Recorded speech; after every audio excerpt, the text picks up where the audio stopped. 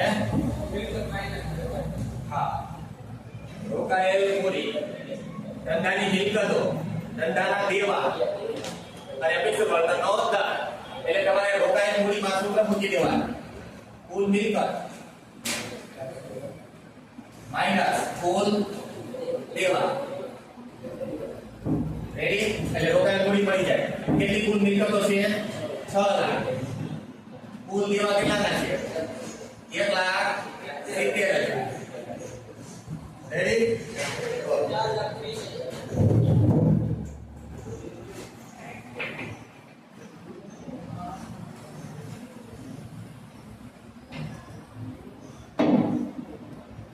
એટલે રોકાયેલ મૂડી આવી 4,30,000 ચલો આ તો રેડી તમને બધા ખબર જ છે રોકાયેલ મૂડીનું બીજું નામ શું હતું ચોખ્ખી મિલકતો આવી રીતે આવ્યું હોય તો જ યાદ રાખવાનું કે રોકાયેલ મૂડી બરાબર ચોખ્ખી મિલકત અને આ સૂત્ર ચોખ્ખી મિલકતનું છે એટલે કે રોકાયેલ મૂડીનું છે કુલ મિલકત માઈનસ કુલ દેવા એટલે આ એક સ્ટેપ પૂરું થયું બીજું સ્ટેપ ફરજિયાત અપેક્ષિત વળતરનો દર અપેક્ષિત વળતરનો દર કેટલા ટકા કીધું છે 10%.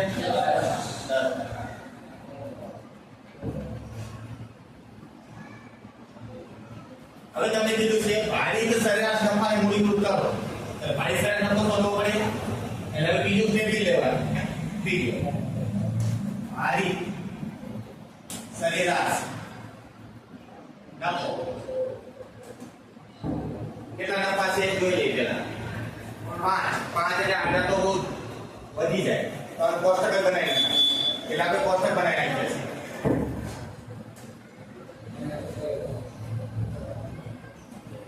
પેલા વર્ષ પછી બીજું ખાનું બનાવો નફો બીજું ખાનું બનાવો ભાર અને ચોથા ખાનામાં લખો ભારિત નફો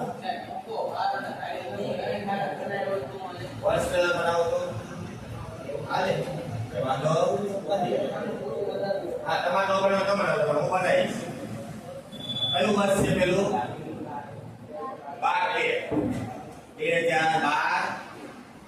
એનો નફો બોલતા જાવ 45,000 તો મારે 2014 એનો ભાગ એ 2014 65,000 એનો ભાગ થાય ચલો રેડી આ બીજે બધું તમે લખતા રહી ગઈ 2015 એનો નફો 75 એનો ભાર 4 છેલ્લું વર્ષ 2015 16 17 નફો એનો ભાર 5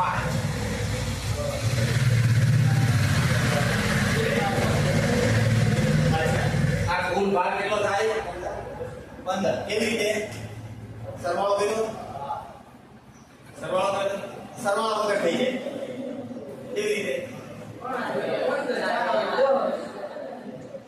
અરે આ 9 હોય તો ટોટલ ન કરવું હોય તો ટાઈમ બગડે તમારે એમ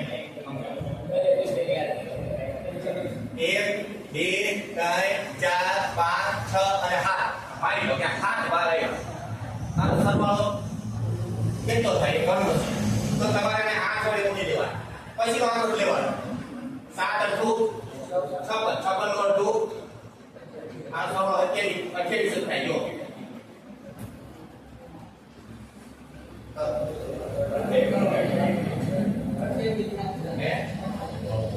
હવે 8 હોય તો આ કેટલા વડે ગુણવાના 9 હોય 8 9 72 નું અડધું આ સરવાળો 37 થાય સીધો જે આવ્યો એમાં 8 બેઠો પછી ક્યાં આવે કેવી રીતે મને સમજાય નંબર તો 5 માંગે કેમ થાય પણ નંબર આપણે વાત જ છે મમ્મી યાર મને કીધું એ 5 માંગલા એ વાત હાલે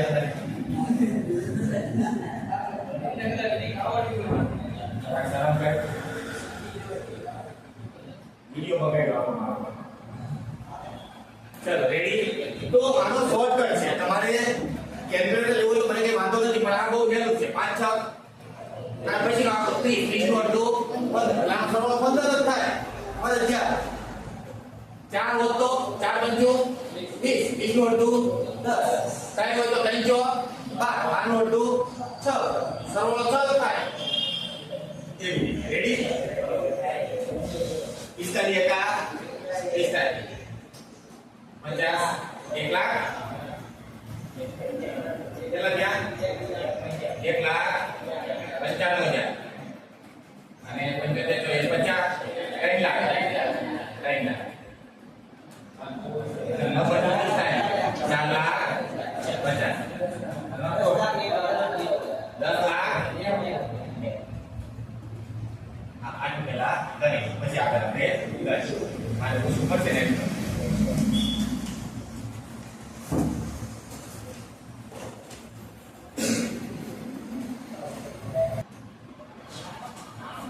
હવે જો અહીં સુધી પહોંચી ગયા. હવે આપણે આ નાખો તો જો જોઈશે. હવે અહીંયા લખો હારી સરેરાશ. આગળ સ્ટેપ લખતા જાઓ. હારી સરેરાશ નાખો બરાબર. કુલ હારી નાખો છેદમાં કુલ આ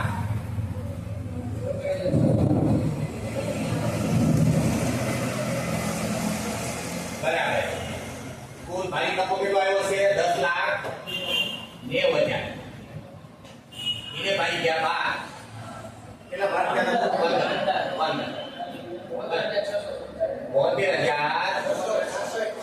72,86,86,86 આ કોલમમાં તમારે લખવાનું. કોલમમાં તમારે સીધું આવશે ને એટલે તમારે આ લેખતા પડે કોલમમાં.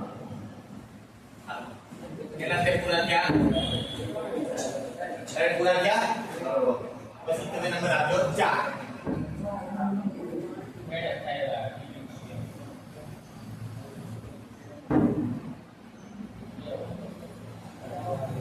હવે એક નફો બીજો જોઈશે. મૂડીકૃત નફો. કેવો નફો જોઈશે? આ રીતનું નામ જ છે મૂડીકૃત નફાના આધારે. તો હવે એક નફો મૂડીકૃત છે. હવે કોઈ લખતા નહીં. સૂત્ર હું તમને સમજાવું એટલે સમજી લો. અત્યાર સુધીમાં આપણે જે સૂત્ર શીખ્યા એમાં એકાદમ હવે લખવાનું મૂડીકૃત નફો એનું સૂત્ર છે. જે નફો એ લખી નાખવાનો. ભારી સરેરાશ નફો એના 100 ગણી આપણે કરી નાખવાનું.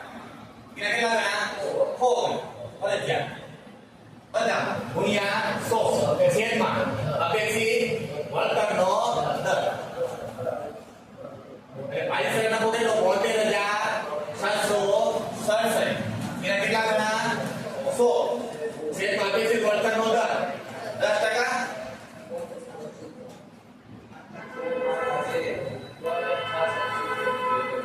7,26,670 આવ્યું.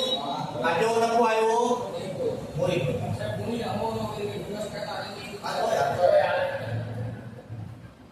પણ આ વધારે યાદ રહેશે કારણ કે ત્રણેય સૂત્રમાં હો આવે છે.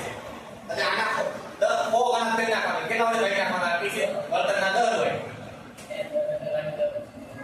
હે હા 10% 12% જે હોય એ તમે લખો. પણ આયા તો હો વડે ગુણવા અને 10 વડે ભાગવા. એટલે આ કેવો નફો આવ્યો? મૂડીકૃત. રેડી? હા હવે સીધું પાઘડીનું સૂત્ર લખવાનું. યસ મૂડીકૃત નફો માઈનસ રોકાયેલ મૂડી. આમાં પાઘડીનું સૂત્ર એવું છે. જો ફરી ગયું પાઘડી સૂત્ર. આ બાદ આવી વાળું આવ્યું. મૂડીકૃત નફો માઈનસ રોકાયેલ મૂડી. તો મૂડીકૃત નફો આવ્યો 7,26,670. માઈનસ આપણી મૂડી કેટલી રોકાણી હતી? 4,30,000. એ એક લાખ કરી દીધો. એટલે 2,96,670 જોયો જવાબ. આ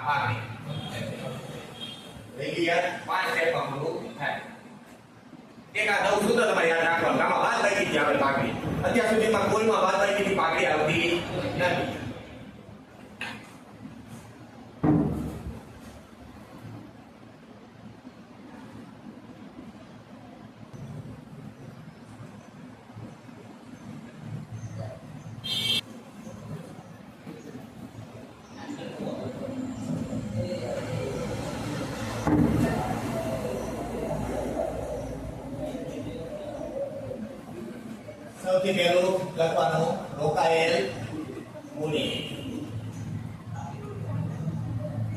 એ વાંધો નથી આપી દીધેલી રોકાયેલ મૂડી ત્રીજું અપેક્ષિત વળતરનો દર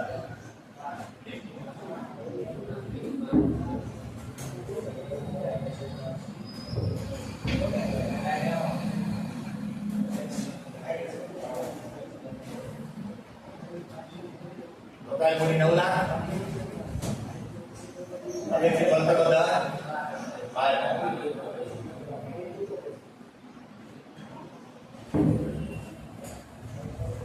બસ હવે આગળ લો લખતા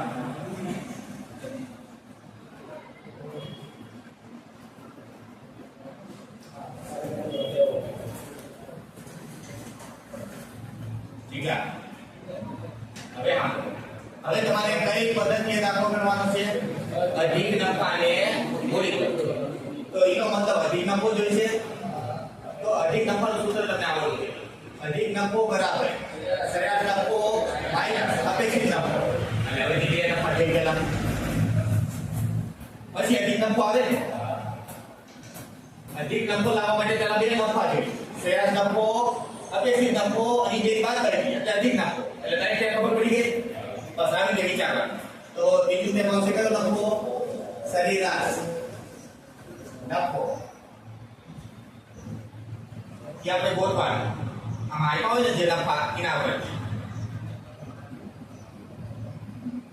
આને સીધા લખી નાખો તો વાંધો નહીં સરેરાશ નફો બરાબર કેટલા કેટલા નફા છે બોલતા જ આપણે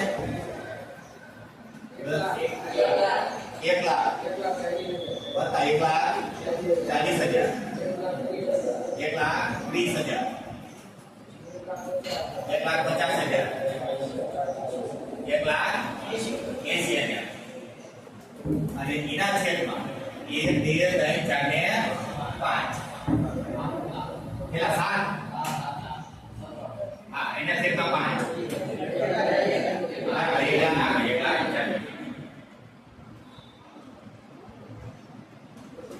इसके पूर्व क्यों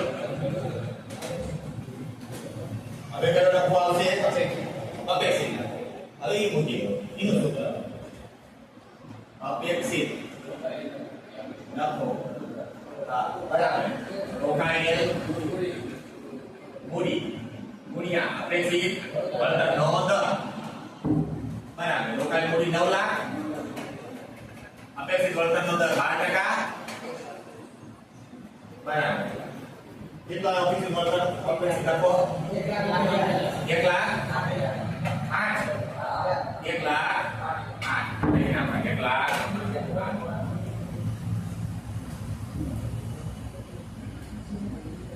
નફો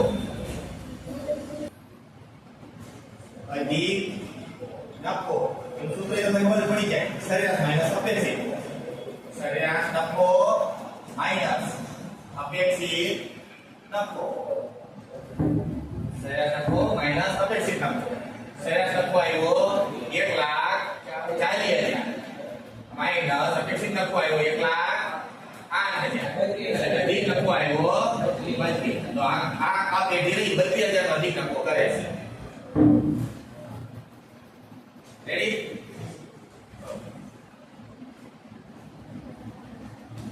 આટલું લઈ લઈ પછી મને સાંભળો ભાઈ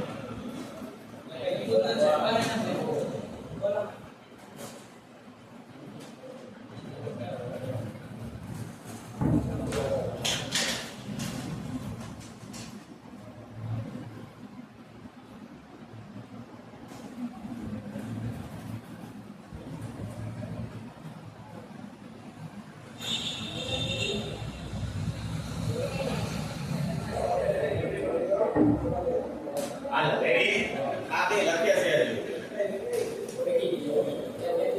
સમજ્યો હવે સાંભળો આના પહેલામાં સૂત્ર શું હતું મૂડીકૃત નફો માઈનસ રોકાયેલ મૂડી બરાબર છે આના પહેલાના દાખલામાં આમાં એ સૂત્ર નથી હવે સીધું જ ભાગનું સૂત્ર આવે અહીંયા સીધું જ પાઘડી પાઘડી બરાબર અઢી નફો એના ગુણ્યા 100 છેદમાં આપેથી વર્તનનો દર બરાબર અઢી નફો કેટલો આવ્યો 32,000 એને ગુણ્યા સીધા 100 એના છેદમાં અપેક્ષિત વર્તનનો